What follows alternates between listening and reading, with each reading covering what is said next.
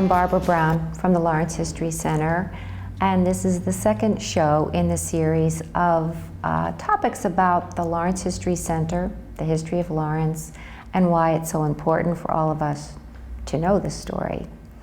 Today, my topic is about the Essex Company. The last time I was speaking, I mentioned that the Lawrence History Center is located in the Essex Company compound. Who is the Essex Company, and why do we need to know anything about them? Well, in 1845, if we think about it, it was the Industrial Revolution was taking place.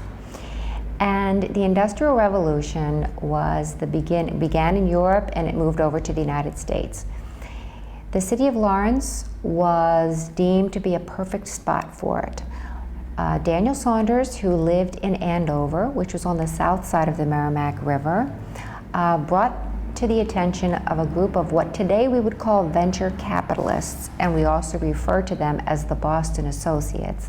But these very wealthy men that lived in Boston and were interested in developing.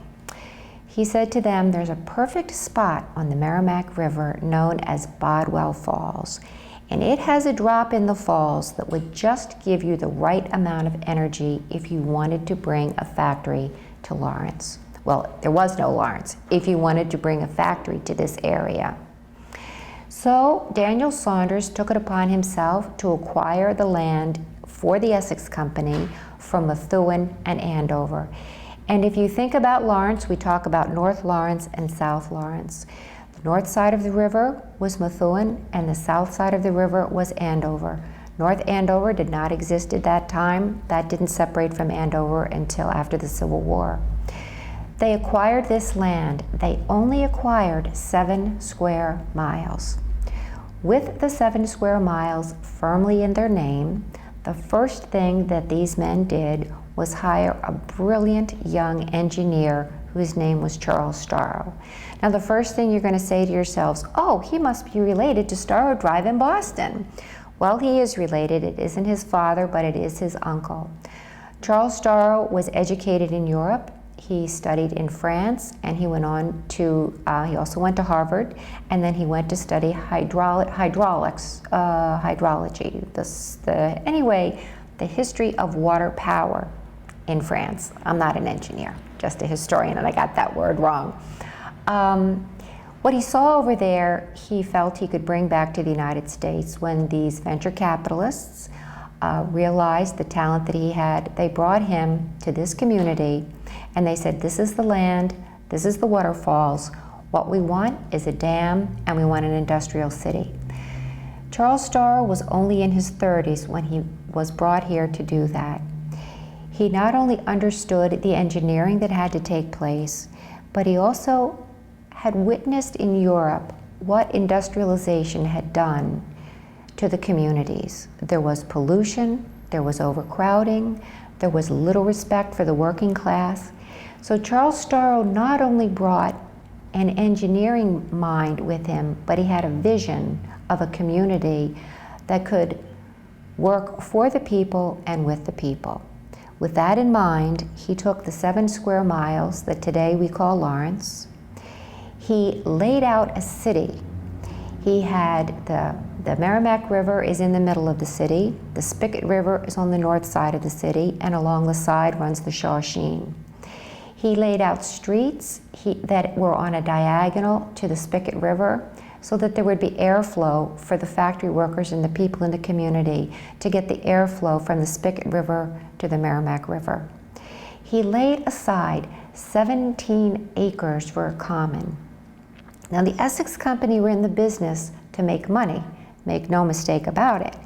So to think that they would lay aside 17 acres for a common in a city that's only 6 or 7 square miles is pretty extraordinary. Also, he determined where schools would be, where churches would be, where other playgrounds would be in the city. When one says this is a planned community, it truly was a planned community. In 1845, the Essex Company started construction on the dam. Charles Starrow hired Charles Bigelow to be the chief engineer of that dam.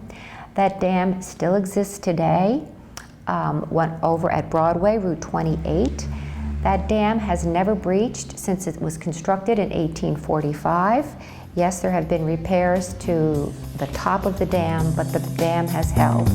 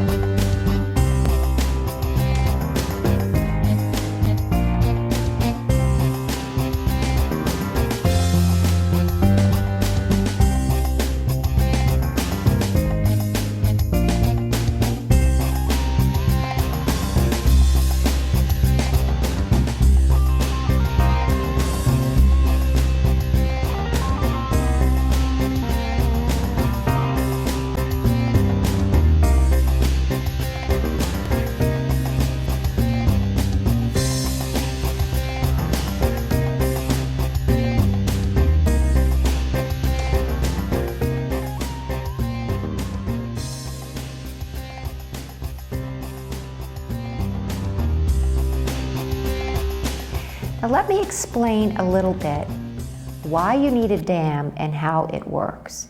And frankly, it's a really simple thing. It sounds confusing when people say, this is engineering and it's too hard to explain. And I really would like to use my hands here, but I'll try and just talk.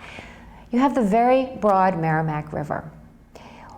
How do you use water power to power a mill? Today we would call this green technology. This was before they were using steam, they were simply using water. The first thing they had to do was to create a mill pond on the river. Now it's not a pond that you go fishing in. It is constructing the dam at a certain height, and it backs up the water behind it to create enough water power. Now they also were involved in Lowell, so they had to be careful that they didn't flood all the way upstream to Lowell. So they engineered the river, and in this collection here, we have soundings of the river bottom that they took in 1845. We knew every depth, every rock that was in that river bottom when they were engineering this dam, how high, how broad, and how far up the river the mill pond had to go. Once you have the mill pond, you can now develop the canals. So the canals ran parallel to the river, but what they did was the dam diverted the water from the river and into these narrow canals. The canals had to be developed at a higher elevation than the river because the whole purpose of water power was for the water to come down the canals and race through the basements of the mill buildings. And this was done through penstocks and raceways. The water came in through a penstock, and then it dropped at a certain rate through the mill buildings. And there was a certain number of feet, and I don't have that on the top of my tongue right now, but the water dropped down, and with that pressure, that turned the gears and the cranks and would function the machinery in the mill.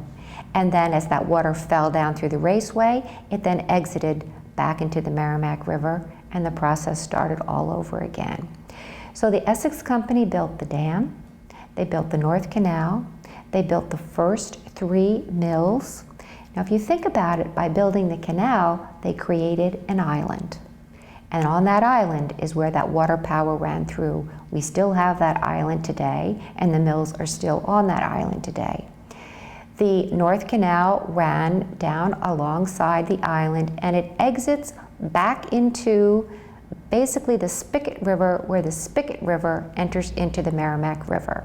Today we would think of that as Marsden Street, where the Plymouth Mill is, where 25 Marsden Street, the mill that's being renovated today, or directly across the river from Riverwalk. But that's where the canal, the North Canal, empties into the Spigot, and the Spigot empties back into the Merrimack River. On the south side of the river, they did the same thing. The South Canal, though, ends by the air mill. It never completed its path all the way down as far as they thought. So in conjunction, if we think about this, in 1845, the Essex Company buys the land. By 1847, the city is built. And we have auction maps here when the Essex Company took the developed land and auctioned the land off for people to buy for residences, for buildings, for businesses, for whatever purpose they came. Later in the year of 1847, it was established as the town of Lawrence. It was still in that part of Methuen called Lawrence, or that part of Andover called Lawrence. 1847, it's deemed its own community, and by 1853, not even 10 years later, it has become a city of Lawrence. The population was not a native population. The land along the Merrimack was farmland, was agricultural, was fishing, was transportation on the river. So what made Lawrence an immigrant city is that the immigrants came in immediately. The first immigrants to come in to work for the Essex Company were the Irish. They built the dam, they built the canals.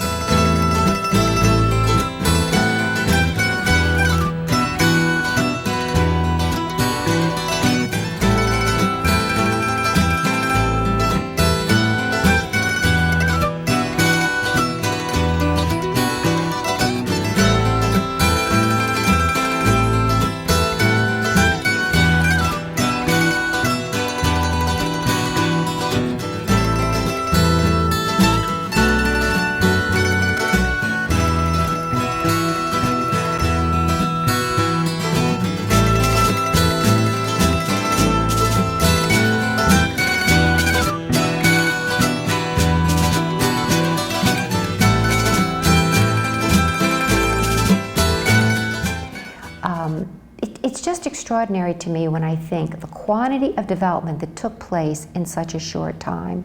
When you look at the size of these mill buildings today, they had to have an infrastructure in place to bring this material in. They weren't making bricks in Lawrence. They had to bring bricks in. They had to blast stone to make the foundations. These mills are on stone foundations. So the Essex Company, which was affiliated with the Boston Associates were large owners of the Boston and Maine Railroad. And if we go up to where the dam is, we will see that there's still railroad tracks that come across there, and that was the Boston and Maine Railroad that came right through Lawrence. So not only did they bring material down the river, they also brought material into the community by train in order to do this development. And if you look at the early maps of Lawrence, as late as the 1890s, there were train tracks all over Lawrence. These train tracks no longer exist today. And I'm not referring to the trolley cars. There was a vast trolley car system, but there was also a train system. There was a spur for the Boston and Maine Railroad that came onto the island and looped around so that all these factories had access to all the materials, not only for building, but also to bring in the raw goods for the manufacturing and to take the manufactured goods out. I want to say that the Essex Company was never in the manufacturing business except for the very early years. In the very early years, they built which today is a beautiful building. It still stands. We call it the machine shop today, and it's located off of Canal Street behind the Everett Mill building. In that machine shop, they had to make the machinery to work the gears for the penstock and the dam and the gatehouse. They also made locomotive engines that would run on the tracks, on these railroad tracks in Lawrence. John Hoadley was the chief engineer of that machine shop, and he worked for the Essex Company. Later, the Essex Company found that that wasn't successful, and they sold that mill building to the Everett Mill.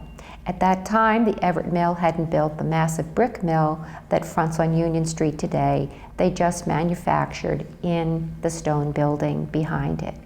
The Everett Mill also owned the low brick building that we see along Canal Street that was 181 Canal Street. Some of you may remember when Chet Seidel had his building in here, in there, KGR stores. That was also part of the Everett Mill.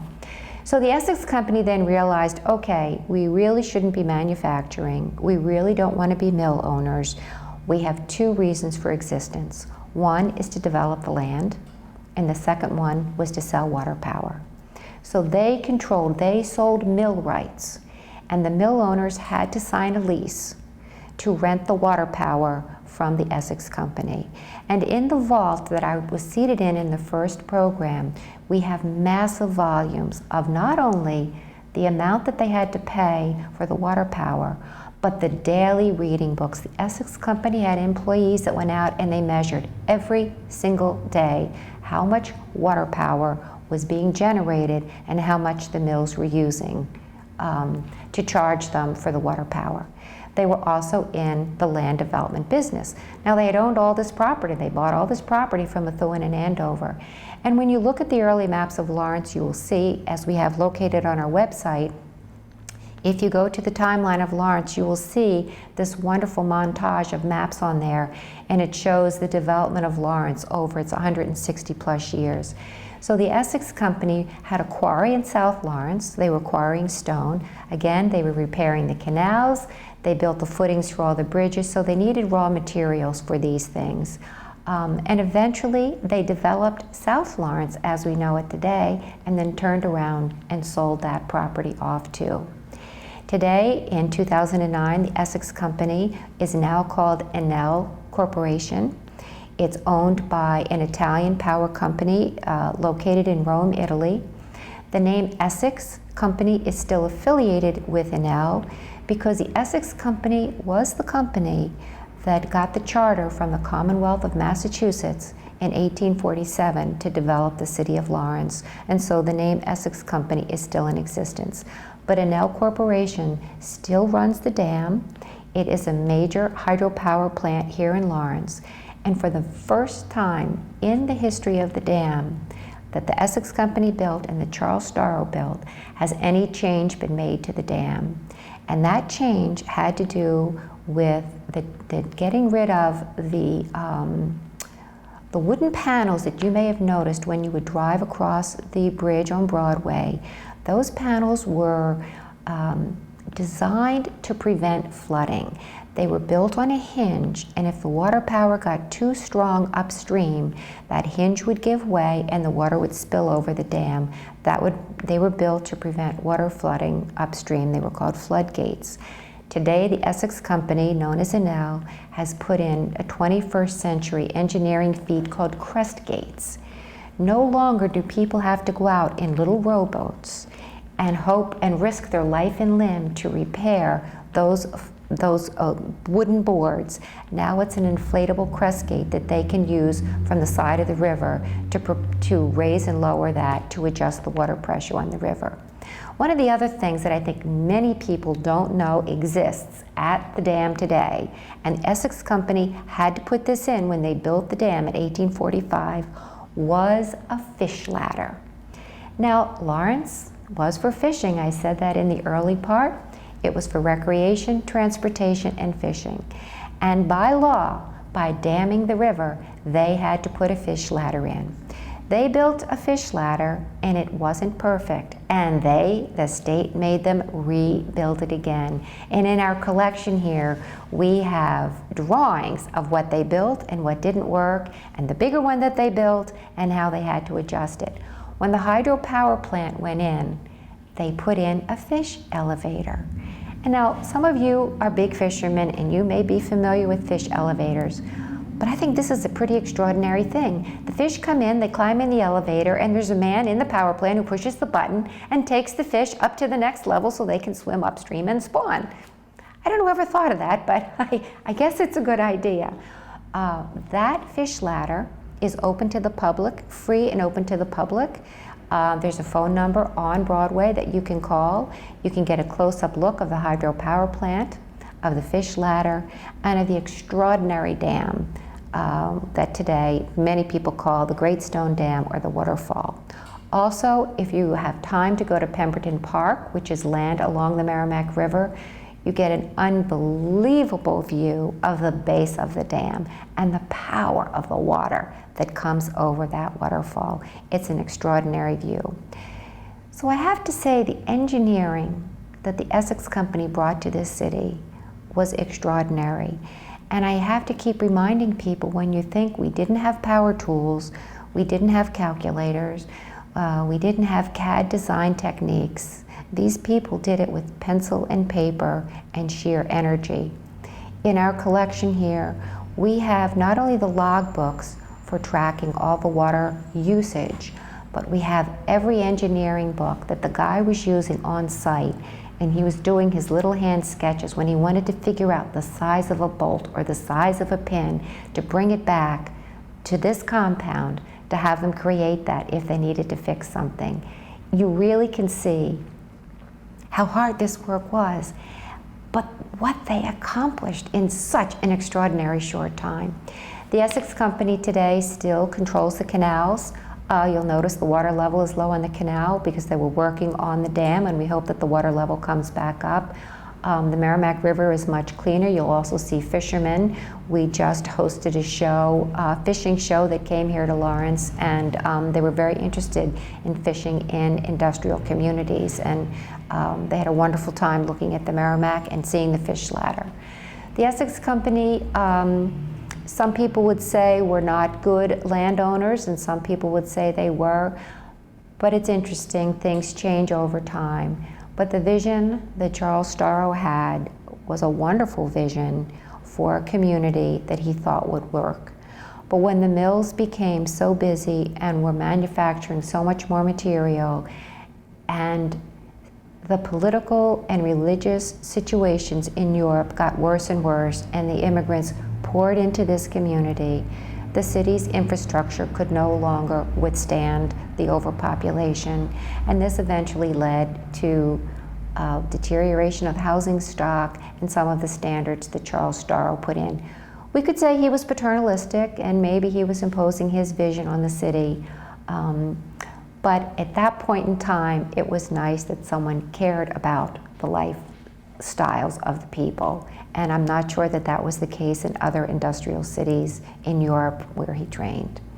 Again, for more information on this and to look at the glass plate collection, the Essex Company documented the building of the dam. We have photographs of the building of the dam, building of the fish ladder, building of the canals, putting in the infrastructures of these mill buildings. So there is confusion over who owns the water rights to the canal. Were the deeds switched to the Pacific Mill? Did they give it back to the Essex Company? The Essex Company controls the water rights all the way up to Lake Winnipesaukee and out to Newburyport. You know, the Essex Company was very involved with the banks and with the city government and with the state government, and so things aren't always as black and white as they should be, and also it was a different century. So there is still confusion today over who should be maintaining the canal walls, who has right to use water power that comes through. The Pacific Mill still has machinery in the basement, a turbine in their basement that still can produce energy, but right now they're not allowed to access the water from the North Canal. And you know, I think one of the things we can learn from the history of Lawrence is to look at these issues and study them, and what does work, what is fair, what is unfair. I would say I would go back to urban renewal and say the same thing. I would look at urban planning and say the same thing. Water rights, development, adaptive reuse of factories. There's nothing in this city of Lawrence that isn't being discussed globally that we couldn't study right here at this History Center and at our public library right here in this city of Lawrence. And it is interesting that the Italians bought this power company and that the Italians create the hydropower at the dam, and that the Italians bought Greco Brothers, you know, which was one of the two in the East Coast that were still manufacturing in the United States. It's owned by Brooks Brothers, which is owned by an individual, Claudio Del Vecchio, from Italy. So I don't know. Of course, I think it's really interesting because the Italians were the workers that did so much of the grunt labor here, and it's pretty interesting that now they're owning it. It's kind of like, you know, going from the workers to the owners, but they're not Americans, they're Italians that are doing it. But the other thing I did want to mention is, why do we call this city Lawrence? And because Lawrence was developed with money from the Boston Associates, these men were like venture capitalists, and they invested money into this business model. And Mr. Lawrence was the largest investor, and hence the city is named Lawrence. And then there's another source of confusion, and people will often say, Well, I will also say if you Google Lawrence, you'll often come up with Lawrence, Kansas. So make sure you Google Lawrence, Mass when you want to come up with Lawrence, Mass history. But there is a connection between Lawrence, Kansas and Lawrence, Massachusetts. Lawrence, Kansas is named after the nephew of Amos Lawrence. He's the nephew of Abbott Lawrence. He was the son of Amos Lawrence. And he believed in free states. And he helped fund homesteaders go to Kansas during the antebellum period when they were trying to get more free states than slave states. And you had Kansas was up for grabs, and he funded people to go to Kansas to settle so that they would vote for a free state. And many people think of Kansas as bloody Kansas, but Lawrence, Kansas is named after, so there's another Lawrence connection. It was an extraordinarily deep family. So thank you very much. When I spoke about the falls on the river, many people remember them as the Bodwell Falls. There was 2 ways to cross the Merrimack River before Lawrence was created. One was the bridge from Andover to Methuen, and it's one of the earliest corporations in the Commonwealth of Massachusetts, and certainly in Essex County. It was a toll bridge to cross the Merrimack to go from Andover to Methuen.